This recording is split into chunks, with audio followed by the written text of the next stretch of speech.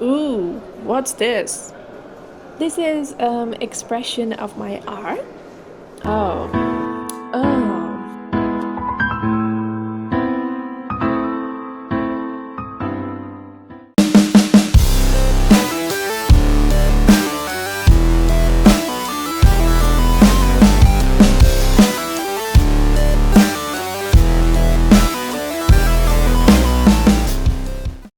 I was minding my own business, doom scrolling on TikTok because that's what one does when they're bored out of their head. And when I came across this.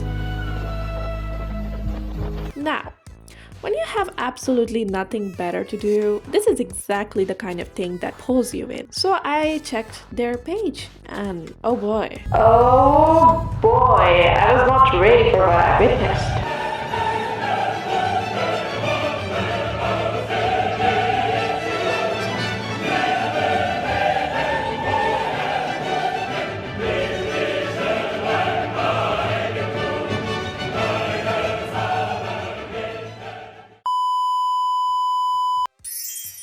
Hi, I'm Iman and welcome back to my channel. Listen, I've always thought that my TikTok couldn't get any crazier, right? I downloaded it after much convincing by my consciousness because deep down we all want another app to scroll when Insta starts dishing out vegetable memes. And I'm not talking about the ones we eat, okay? I thought my TikTok was, to put it mild, until one day TikTok algorithm decided I'd like videos implying murder. Like, excuse me? When did I ever? Oh, okay, maybe all the times I was searching up murder mystery. I think I get it, my bad, but still. His bio says author, artist, ghostwriter, filmmaker, and cult leader. Yeah, we have a lot of those, don't we? I mean, surely back in the day there was a shit ton of them walking around unaccounted for their action. His username reminds me of someone else who was very active back in 1800s, and I think this guy is a fanboy. For those who don't know what I'm talking about, here is a history lesson. He was an unidentified serial killer, active around the impoverished Whitechapel district of London, England in 1888. He also went by the names of Whitechapel Murderer and the Leather Apron. His primary targets were women working as prostitutes. His mode of killing suggested that he had some anatomical and surgical knowledge due to the fact that his victims' throats were cut prior to abdominal mutilations or the removal of organs of some of his victims. He also loved writing letters to the authorities, attached with the trophies as the evidences of his killings. For example, one time he sent a letter called From Hell Letter received by George Lusk of Whitechapel Vigilance Committee at that time. It also came with half a preserved kidney, probably taken from one of his victims. What a piece of shit. So, this guy started out pretty normal as a psychopath like him can get from his damp basement setup. I don't know, okay? From dishing out tips to seducing almost any women, doing culty activities like showing off his hobbies, resources, and the basement you'd land if you don't listen to him, by the way. To, oh, what's in the barrel, guys? Take a wild guess.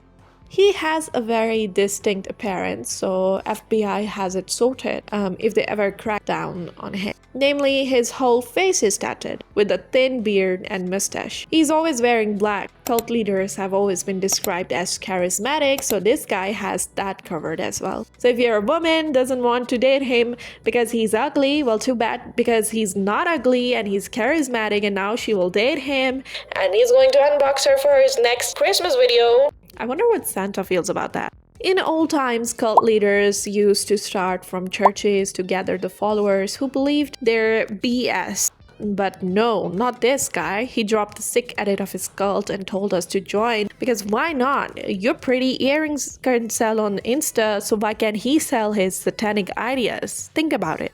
He also has a goldfish in a goldfish prison, I guess. He thought his setup was sick with Chucky slurping it through a straw, but people don't approve of it. Chill guys, fish isn't his primary target, so he probably doesn't know more about them. In his earlier videos, he shows a lot of his basement setups. For one of the lucky ladies, if you're still skeptical, then get this. His second name is Jax the Tracker because he's gonna put one on you and in some cases one in you. Zip them bags up, ladies, because we don't want a psychopath following you around. Not only does he post tracker videos, but he also posts what happens when he catches you. Either your car is going to blow up or the next guy you're chatting up because this guy is not having it. You can move on when you're dead.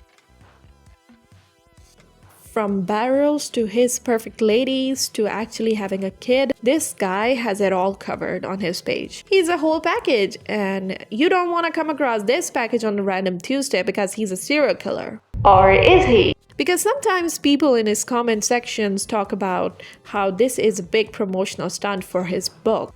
Now, what book we're talking about, what this book is about, I have no idea, but I do believe his lands should be searched. Either this is a publicity stunt or reverse psychology being used to make believe that this is all a fiction. It's disturbing, his props are way too realistic, and his face is always blank. He has this soft side for children with all the daycare shit he's building in Somalia, or the fact that he himself is a father of a boy. But the fact remains that he is doing suspicious things on a public platform, which is not okay. So tell me in the comments what you think about Jax the Ripper, and I'll see you in the next video. Bye! Like and subscribe!